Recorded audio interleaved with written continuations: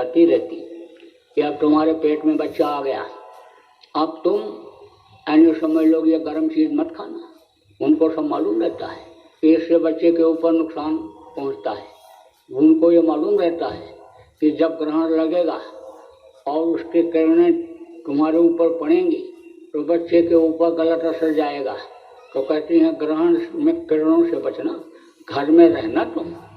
अब तुम्हारे पेट में बच्चा आ गया, अब तुम पुरुष से दूर रहना, सब बताती समझाती रहती हैं। अब आपको ये भी बता दें कि एक ही बाप के और माँ के दो बच्चे, एक ही रजबीज के और पेट में पले और बाहर निकले, पालन पोषण भी उसी स्तर से हुआ, गरीबी में हुआ या अमीरी में हुआ, एक जैसा ही हुआ। थोड़ा बहुत भले फर्क पड़ा हो, लेकिन उसी तरह से प्यार और लाड मिला।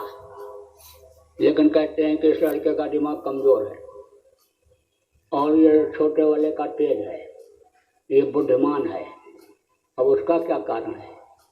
उसका ये कारण है कि जो माताएं ध्यान भजन सुमिरन करती रहती, पूजा पाठ करती रहती, धार्मिक होती हैं, सच्चाई का पालन करती हैं, अहिंसा का पालन करती, परोपकार की भावना रखती हैं, सेवा भाव रखती हैं, जिनके भाव अच्छे होते हैं, भक्ति अच्छी होती है, उनके बच्चे बढ़िया स्वस्थ पैदा होते हैं और दिमागी होते हैं, उनका दिमाग और बुद्धि सही होती है।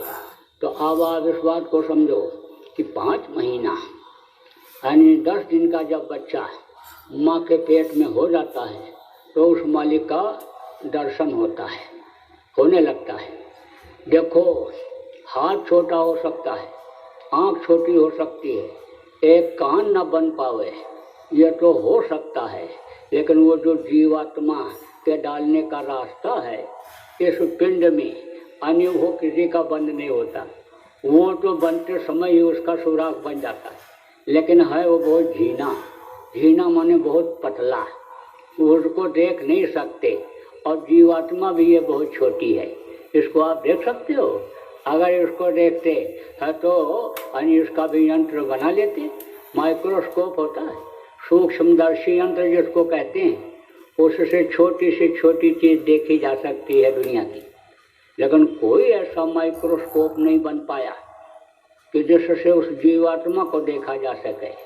इसीलिए अच्छे अच्छे डॉक्टर जो शरीर के हर अंग का ऑपरेशन करके और पुर्जे को बदल देते हैं, वो भी नहीं आज तक समझ पाए कि आखिर निकलती कौन सी ऐसी चीज़ है। तो बहुत ही छोटी होती है, वो उसी रास्ते से डाली जाती है, वो रास्ता किसी का बंद नहीं होता है।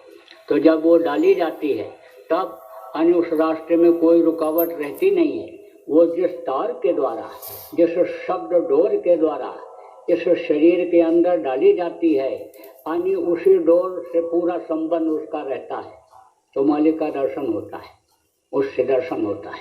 जैसे ऐसे कोई सुराख आँख के सामने यानी बना हुआ हो, कोई पाइप हो, तो उस पाइप से ऐसे ऐसे दिखाई पड़ता है, ऐसे दिखाई पड़ता है। जैसे आवाज़ भी ऐसे यानी पहुँचती, फूंक भी पहुँचती है। बहुत से लोग यानी दूर से ऐसे फूंकते हैं आग में, यानी वो फूकनी होती ना सोनार के यहाँ, उससे फूकते हैं तो हवा बिल्कुल वहाँ दूर तक पहुँच जाती है, यहाँ नज़दीक से उसने नहीं। ऐसे ही वो सिस्टम, तो उसी तार के द्वारा उस मालिक का दर्शन होता है। तो दर्शन होता है तो खुश होता है। लेकिन माँ के पेट में पहले जन्म की भी आनी चीज़ें वो सब याद आती हैं और दिखाई पड़ती हैं, क्योंकि किस जन्म में क्या थे इसका यानी आपको नहीं पता है। आप समझो कोटि जन्म जब भटका खाया और तब यह नर तन दुर्लभ पाया, करोड़ों जन्मों में भटकने के बाद तब यह मनुष्य शरीर मिला है। इस चीज़ का ज्ञान आप बहुत से लोगों को नहीं है। तो अब आप ये समझो कि पिछले जन्म में क्या थे ये आपको नहीं मालूम है। वो जो देखने वाली दृष्टि थी, देखने वाला रास्ता था अंदर का, वो बंद हो गया। यह वही रास्ता है जिसके लिए यानी कृष्ण ने कहा था अर्जुन से कि अब बैठो, मैं तुमको दिखाता हूँ, पहचान कराता हूँ। यह कब की बात है? जब महाभारत शुरू होने को हुआ तो कृष्ण भगवान ने कहा उठाओ गांडीव, चलो मैदान में अर्जुन। उन्होंने कहा मैं नहीं जाऊंगा, यहाँ पर सब मेरे काका चाचा नाना मामा अन्य खड़े हुए हैं, इनको मार करके मैं अधोगति प्राप्त नहीं करूँगा। साथ तो रहते थे, लेकिन कृष्ण कैसे थे? वो हमारे आप जैसे ही मनुष्य शरीर में थे, इसी तरह से भोजन खाते थे, इसी तरह से तन को ढकते थे, इसी तरह की उनकी बोली बानी थी। तो उनके नज़दीक रहने से, हाड़ मांस के शरीर को देखने से अन्य पहचान उनको नहीं हो पाती थी, किसी को भी नहीं पहचान हो पाती है। बाहर से महात्मा महापुरुष की देखने से पहचान नहीं हो पाती है। जब तक अंतर में परिचय नहीं मिलता है तब तक बाहर से पहचान नहीं होती है।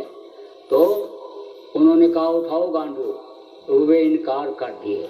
अगर अंदर से उनकी पहचान हो गई होती तो उनके एक आवाज़ पर मरने मिटने के लिए तैयार हो गए होते, लेकिन उन्होंने कहा कि नहीं जाएंगे। सब काका चाचा नाना दादा मामा खड़े हैं और इनको मार करके मैं नर्क नहीं जाना चाहता हूँ। तब कृष्ण ने कहा कि परिवर्तन का अर्जुन समय आ गया, भारी परिवर्तन होगा, द्वापर जाएगा, कलयुग आएगा और धर्म की स्थापना होगी, दुराचारियों का संहार होगा। ये वक्त का परिवर्तन का समय है, तो अर्जुन चूको नहीं। उन्होंने हाथ जोड़ दिया, कहा महाराज ये न कहो। तब उन्होंने गुस्से में कहा बैठ, अब मैं तुझको दिखाता हूँ कि मैं कौन हूँ।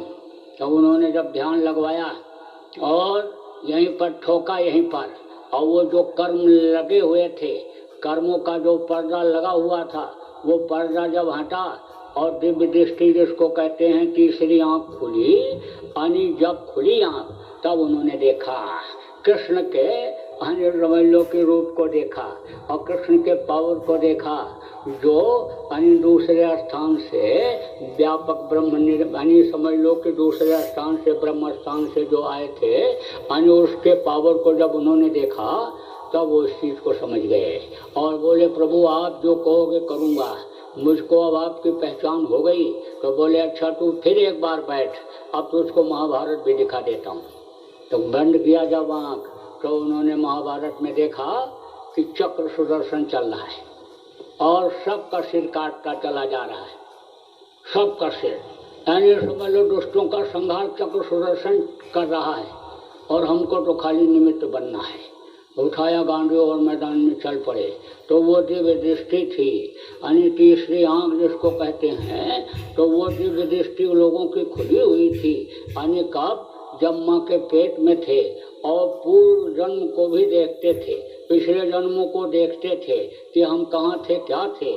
तो वो जो तकलीफ नरकों में झेले, जहाँ पर मार जब पड़ती है 100 कोस तक चिल्लाने की आवाज़ जाती है, कोई बचाने वाला नहीं मिलता है। यहाँ तो कहते हैं मार दो काट दो, लूट करके ले आओ, क्या कहीं कोई देख रहा है? चलो चुपके से हम कोई काम कर लें, कहीं कोई देख रहा है? लेकिन ये नहीं मालूम कि जिसको तुम नहीं देख रहे हो वो तुम्हारे सारे कार्यकलाप